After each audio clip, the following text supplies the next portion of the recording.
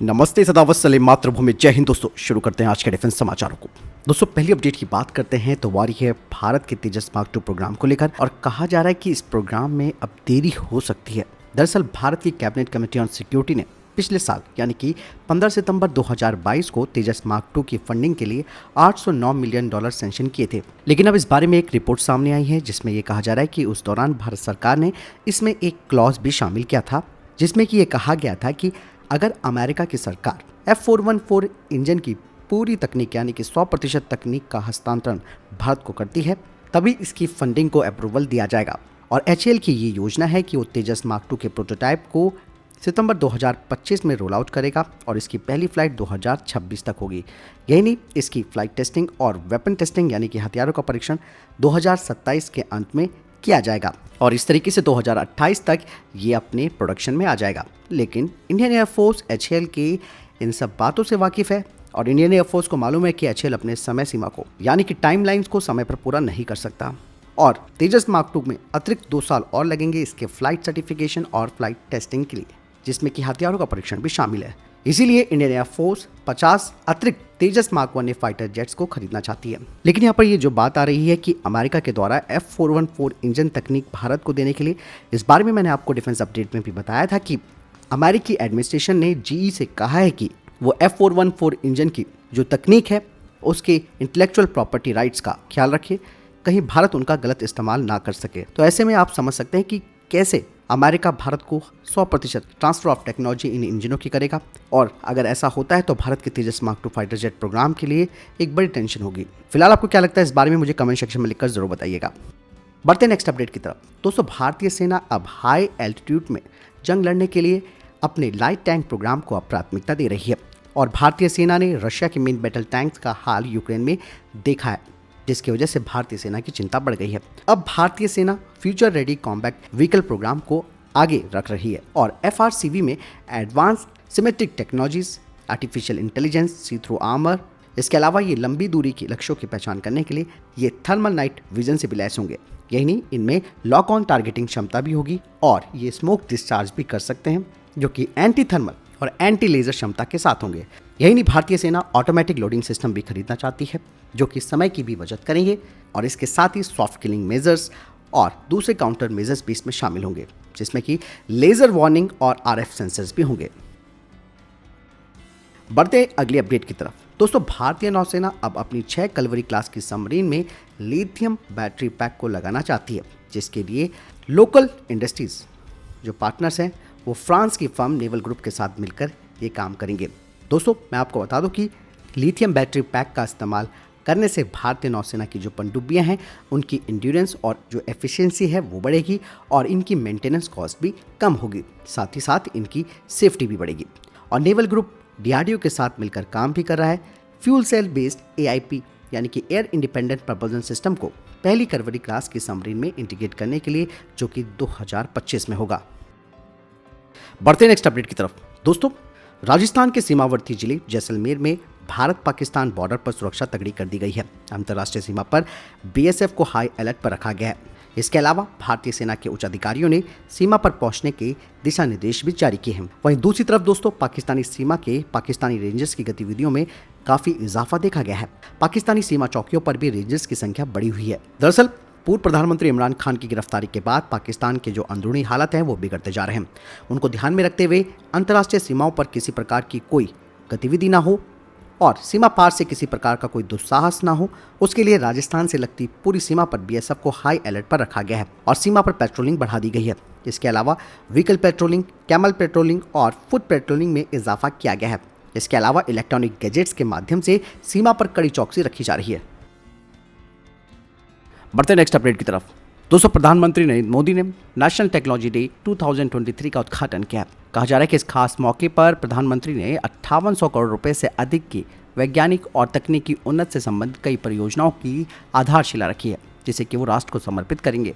इस परियोजना में laser interferometry gravitational wave observatory India यानी कि LIGO India, Homi Bhabha cancer hospital and research centre और टाटा मेमोरियल हॉस्पिटल मुंबई का प्लैटिनम जुबली ब्लॉक होगा। दरअसल नेशनल टेक्नोलॉजी डे 2023 के उत्सव में अटल इनोवेशन मिशन पर भी विशेष ध्यान दिया गया है। दोस्तों आपको बता दें कि ये जो लीगो यानी कि laser interferometry gravitational wave observatory है, जो कि गुरुत्वाकर्षण तरंगों का पता लगाने का काम करता है। ये भारत में सबसे बड़ी वैज्ञानिक सुविधा बनने के लिए तैयार है। संयुक्त राज्य अमेरिका में 2 मौजूदा लीगो ऑब्जर्वेटरी ने 2015 में पहली बार गुरुत्वाकर्षण तरंगों का पता लगाया। लीगो इंडिया इस नेटवर्क का 5वां नोड होगा, जिसमें कि इटली, जापान आदि शामिल है। साथ ही साथ इस सुविधा में अन्य संरचनाओं के साथ साथ एल आकार में 2 4 किलोमीटर लंबे निर्वात कक्षों का निर्माण शामिल है। हिंगोली जिले में लगभग 600 एकड़ भूमि पर ये बनाए जाएंगे। ये मुंबई से लगभग 450 किलोमीटर पूर्व में होगा। ये सुविधा 2030 तक चालू हो जाएगी। बढ़ते नेक्स्ट अपडेट की तरफ। दोस्तों, भारत ने आज ही के दिन राजस्थान के पोखरण में 11 मई को 3 और 13 मई को 2 परमाणु टेस्ट किए थे। भारत के इस गुप्त ऑपरेशन से पूरी दुनिया हिल गई थी। अमेरिका ने निगरानी के लिए सैटेलाइट तक भी तैनात कर दिए थे, लेकिन अमेरिका तक को भी इसकी भनक नहीं लगी और इन परीक्षणों ने पूरी दुनिया को चौंका दिया था। अटल बिहारी वाजपेयी जी की सरकार ने राजस्थान के पोखरण में एक के बाद एक 3 परमाणु टेस्ट किए।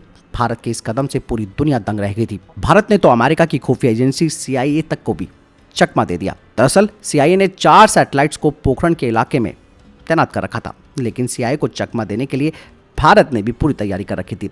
वैज्ञानिकों के नाम बदल दिए गए। इसके अलावा उनको सेना की वर्दी में परीक्षण स्थल ले जाया गया। ताजमहल, व्हाइट हाउस और कुंभकर्ण जैसे कोड दिए गए। यही नहीं दोस्तों, अमेरिका के सैटेलाइट से बचने के लिए रात में काम करने का फैसला किया गया। रात में उस वक्त ये काम होता था जब अमेरिकी जासूसी सैटेलाइट्स दूसरी दिशा में मुड़ जाते थे। रेगिस्तान में बड़े बड़े कुएं तक खोद दिए गए। रेगिस्तान में खोदे गए कुओं में परमाणु बमों को रख दिया गया। उसके ऊपर बालू के पहाड़ बना दिए गए। जब विस्फोट हुआ तो एक बड़ा गड्ढा बन गया था। यही नहीं दोस्तों, इस दौरान डॉक्टर अब्दुल कलाम भी सेना की वर्दी में थे। उनको मेजर जनरल पृथ्वीराज नाम दिया गया था। बढ़ते नेक्स्ट अपडेट की तरफ। दोस्तों, भारतीय अंतरिक्ष अनुसंधान संगठन ने अपने सेमी क्रायोजेनिक इंजनों का सफलतापूर्वक परीक्षण शुरू कर दिया है, जो कि भविष्य में सैटेलाइट के लॉन्चिंग में शक्ति प्रदान करेंगे। और ये परीक्षण 2000 किलो न्यूटन के मध्यवर्ती विन्यास का पहला इंटीग्रेटेड परीक्षण है।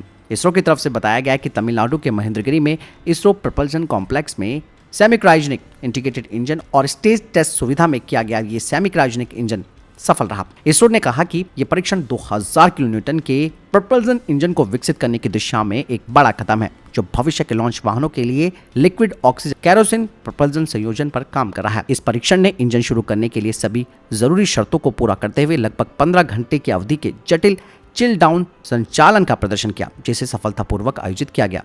इसरो के लिक्विड प्रपल्सन सिस्टम सेंटर ने भारतीय उद्योग की भागीदारी के साथ इस 2000 किलो न्यूटन थ्रस्ट के साथ एक सेमी क्रायोजेनिक इंजन के डिजाइन और विकास का कार्य किया है, जो कि भविष्य के लॉन्च वाहनों के बूस्टर चरणों को पावर प्रदान करेगा। कहा जा रहा है कि इसरो की इस नई सुविधा में 2600 किलो न्यूटन थ्रस्ट तक का सेमी क्रायोजेनिक इंजनों का परीक्षण किया जा सकता है। दोस्तों, अमेरिका में भारत के राजदूत तरनजीत सिंधु ने प्रधानमंत्री नरेंद्र मोदी की अगले महीने होने वाली यात्रा को ऐतिहासिक बताते हुए कहा कि इससे ये पता चलेगा कि दोनों देशों के बीच साझेदारी बड़े पैमाने पर दुनिया के लिए अच्छी है। संधु ने कहा कि राष्ट्रपति जो बाइडेन के निमंत्रण पर प्रधानमंत्री नरेंद्र मोदी अमेरिका की आधिकारिक यात्रा करेंगे। भारतीय राजदूत ने कहा कि ये यात्रा दोनों नेताओं के लिए एक साथ वक्त बिताने, प्रगति की समीक्षा करने तथा भविष्य की असंख्य संभावनाओं पर मार्गदर्शन करने का अवसर होगी। ये यात्रा दिखाएगी कि भारत अमेरिकी साझेदारी जन केंद्रित है और न केवल दोनों देशों के लिए बल्कि बड़े पैमाने पर दुनिया के लिए भी अच्छी है। बढ़ते नेक्स्ट अपडेट की तरफ। दोस्तों, संयुक्त राष्ट्र सुरक्षा परिषद में पाकिस्तान स्थित जैश मोहम्मद के आतंकवादी अब्दुल रऊफ अजहर को ब्लैकलिस्ट करने में भारत के प्रस्ताव पर चाइना ने आपत्ति जताई है। जैश ए मोहम्मद के आतंकवादी अब्दुल रऊफ मसूद अजहर का भाई है। भारत में हुए कई आतंकी हमलों की योजना बनाने के पीछे अब्दुल रऊफ का ही हाथ था। भारत में जिन आतंकवादी हमलों के पीछे इस अब्दुल का हाथ था, उनमें 1999 में इंडियन एयरलाइन के विमान IC-814 का अपहरण और 2001 में संसद पर हुआ हमला शामिल है। बढ़ते नेक्स्ट अपडेट की तरफ। दोस्तों, दक्षिण कोरिया के FA-50 फाइटर जेट को अब इन फ्लाइट रिफ्यूलिंग प्रोब मिलने वाला है।